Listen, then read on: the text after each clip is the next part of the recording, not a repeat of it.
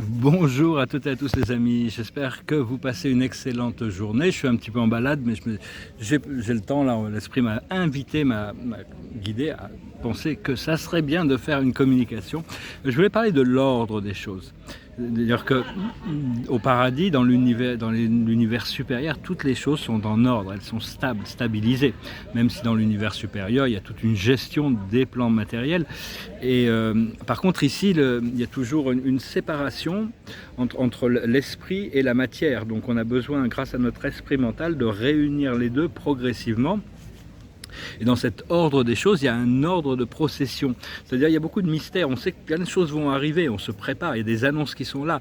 On se prépare. Ça peut être un flash solaire, ça peut être 3 jours d'obscurité, ça peut être l'EBS et la transformation du système monétaire, avec toutes les annonces et les révélations sur toutes ces choses qui sont un petit peu des divulgations sur des choses qui sont un peu qui doivent être révélées au grand public. Donc tout ça, ça arrive. Mais quel est l'ordre des choses? Dans quel ordre les choses vont? Même dans ma vie personnelle, je sais plein de choses qui vont arriver, mais je ne connais pas encore l'ordre des choses. Donc ça nous force un peu à vivre dans le présent, s'aligner. Tout en comprenant que dans nos communications, il y a des gens qui ne veulent pas connaître la vérité. Ils ont besoin d'être confortés dans leurs croyances. Qu'on leur dise que leur illusion sont les bonnes illusions, les bonnes croyances. Parce que toutes les croyances sont soutenues dans l'univers. Peu importe ce que l'on croit, l'univers va nous apporter des preuves que ce que l'on croit, on a raison de le croire. Mais enfin bon, il faut accepter nos croyances, les aimer jusqu'au moment où on découvre une vérité supérieure. À ce moment-là, il faut pouvoir les abandonner. Quand même, une croyance, c'est une idée qui se répète encore et encore et encore. Parce que la vérité, elle se révèle d'elle-même. Elle se révèle à travers notre intuition, à travers nos rêves, à travers notre habilité à ressentir les choses. Mais on a besoin de faire de la place, on a besoin de faire du ménage, on a besoin de faire du vide dans notre esprit mental. De plus en plus, faire de la méditation, contempler les énergies qui nous traversent pour arriver progressivement à s'aligner. Et avec cela, on comprend que quand on rentre dans un plan supérieur, tout dépend du moi supérieur. On n'a aucun pouvoir sur les manifestations des forces supérieures. Le seul pouvoir qu'on a, c'est sur la 3D, sur le monde matériel et physique, et sur nos projections astrales, psychiques, les désirs, les rêves, toutes les émotions, tout ce que l'on projette. Et des fois, même ça, on n'est pas forcément encore tout le temps en contrôle. Mais enfin bon, il faut avoir la foi quand on rentre dans cette nouveau champ d'énergie, on veut s'intégrer dans la 5e dimension. Il faut vraiment avoir la foi qu'il y a une force intelligente qui conduit les choses. Essayer de ne pas laisser l'esprit mental interférer trop. Et donc, parce qu'ici, tout a un prix, c'est-à-dire que à part les seules choses qui sont gratuites, c'est le battement du cœur et la respiration. Sinon, tout le reste a un prix, c'est-à-dire que si on veut quelque chose, des fois, il faut abandonner quelque chose d'autre, il faut sortir de nos zones de confort. Tout est une question d'échange d'énergie.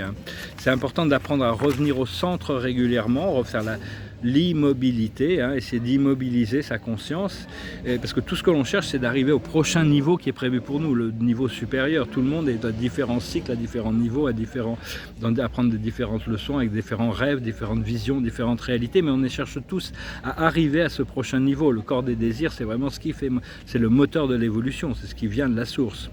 Donc il faut qu'on décerner entre nos désirs inférieurs, qui sont les mauvaises habitudes qu'on peut avoir, ou les mauvaises pensées, avec les désirs supérieur, d'intégrer notre moi supérieur dans notre conscience.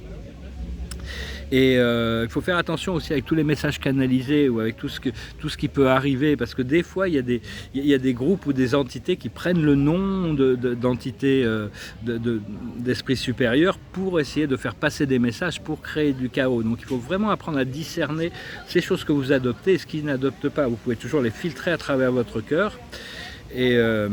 Et je m'aperçois aussi dans ma guidance que je reçois énormément d'informations. Des fois ça vient de mes guides, mais ça peut venir aussi de guides d'autres personnes. Donc c'est à considérer. Si c'est les guides d'autres personnes, ils ont les intérêts d'autres personnes à cœur. Cela dit, il faut être vraiment sensible et suivre la danse. Il y a toute une danse d'énergie qui se présente comme une danse entre la terre et le ciel. Ce sont les deux forces qu'on doit réunir ici. Et parce qu'il y a tout fait partie de cette réconfiguration, parce que c'est une préparation pour que l'esprit puisse descendre, hein, éventuellement, c'est ce qui se prépare. Et ce qui est important pour moi actuellement, c'est d'apprendre à communiquer sur ce que je reçois. Parce que souvent je reçois des choses et je communique des choses qui sont plus dans ma conscience actuelle, qui peuvent être contradictoires par rapport à ce que je reçois, surtout quand il y a une connexion émotionnelle à certaines énergies. Donc c'est d'arriver à produire des pensées claires par rapport à l'information que je reçois dans chaque moment. Selon ce que je reçois dans le moment, ma communication doit être alignée avec ça. Donc ça force d'être quand même assez flexible. Et essayer d'abandonner le maximum d'interférences de l'esprit inférieur et de l'ego.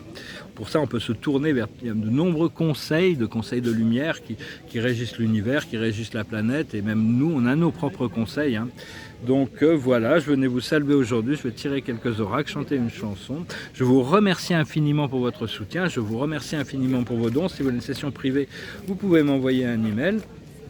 Il y a énormément de transformations qui sont en train de se passer, aussi bien au niveau interne qu'externe actuellement, donc c'est très difficile d'avoir une vision claire sur l'ordre des choses, la séquence des événements. Ce qu'il faut, c'est être prêt à tout, parce que tout est déjà orchestré, hein. Et la carte de la journée, c'est les âmes sœurs. C'est-à-dire, il y a des gens qui rentrent dans notre vie pour un moment ou pour toujours, et qui sont là, qui sont très importantes pour nous apprendre des choses. Donc il faut arriver à accepter ces connexions sans trop... des fois, c'est pas toujours évident, mais c'est des connexions d'âme, c'est des choses qui sont ressenties profondément. Il y a toujours des raisons évolutives profondes, même si c'est douloureux, de devoir rencontrer, intégrer, gérer toutes ces énergies du cœur. Donc voilà, je vais chanter cette chanson, je chanterai une différente dans la vidéo anglaise. C'est une chanson qui me passe régulièrement par la tête, c'est une chanson qui a une sorte de correspondance émotionnelle par rapport à ce que je suis en train de vivre actuellement. C'est une chanson de Frank Sinatra, qui a été rendue célèbre par Frank Sinatra, qui s'appelle Killing Me Softly. Strumming my pain with a finger, singing my life with a word, killing me softly with a song, killing me softly with a song, telling my whole life with her words, killing me softly with a song. I heard she sang a good song, I heard she had a style, and so I came to see her and listen for a while. And there she was, this young girl, a stranger to my eyes, strumming my pain with a finger, singing my life with her words, killing me softly with a song, killing me softly with a song, telling my whole life with her words, killing me softly with a song. I felt all flushed with fever, embarrassed by the crowd. I felt she found my letters and read each one out loud. I prayed that she would finish, but she just kept right on, strumming my pain with a finger, singing my life with her words, killing me softly with a song, killing me softly with a song, telling my whole life with her words, killing me softly with a song. She sang as if she knew me and all my dark despair, and then she looked right through me as if I wasn't there. But here she was, this stranger, singing clear and strong, strumming my pain with a finger, singing my life with her words, killing me softly with a song, killing me softly with a song, telling my whole life with her words, killing me softly with a song. Cette chanson nous rappelle qu'on a tous une chanson de notre âme. Notre âme chante une chanson. Souvent, au plus on est connecté avec notre âme, au plus cette chanson est cohérente. On est un instrument à l'intérieur d'une grande symphonie. Le jour où on est complètement aligné avec notre âme, nous n'aurions que de l'amour et de la créativité et du bonheur à raconter énergétiquement à la vie autour de nous. Et donc c'est ce qu'on se rapproche vers ce rapprochement avec notre âme et notre esprit et notre créateur de jour en jour. À partir du moment où on le décide, c'est comme si c'était fait pour l'esprit. La cause et l'effet, l'intention est très très puissante. Je vais tirer 4 cartes, 5 cartes. L'observateur de la journée, c'est la carte du repos. Personnellement, je sais que je ne pourrai célébrer la vie qu'une fois que je serai en vacances, une fois que j'aurai réglé toutes mes affaires et que je pourrai finalement me sentir complètement libre. La plus haute sagesse, c'est la mission. Restez bien concentrés sur la mission, sur ce qui descend du moi supérieur. Être informé, demandez à l'esprit votre mission. Quelle est la raison qui vous apporte? La mission, c'est ce qui nous apporte le plus de joie. Ça dépend de notre mission, selon notre voie d'âme, bien sûr. Mais c'est généralement là où il y a le plus de passion, le plus de joie, le plus de bonheur, le plus de service aussi, et où on est le plus confortable. Ce qu'il faut comprendre, c'est le doute. Il faut essayer d'éviter les doutes, dépasser nos doutes pour arriver à...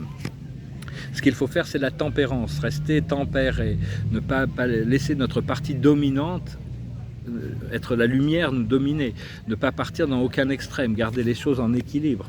Et l'aboutissant, c'est l'accomplissement. On est en train d'accomplir un cycle, finir un cycle, boucler une boucle. Une fois qu'on confronte nos doutes, il y a l'abondance qui arrive, l'équilibre et la communication. Donc tout ça, c'est en place. Je vous remercie infiniment. Je vous remercie d'aimer, de partager, de commenter, de souscrire. Ça me fait toujours très plaisir de voir vos commentaires. Je vous remercie de partager, de vérifier que si vous êtes toujours abonné, parce que YouTube continue de désabonner les abonnés. Et je vous remercie pour vos dons. Et puis je vous souhaite une excellente journée. Adonai.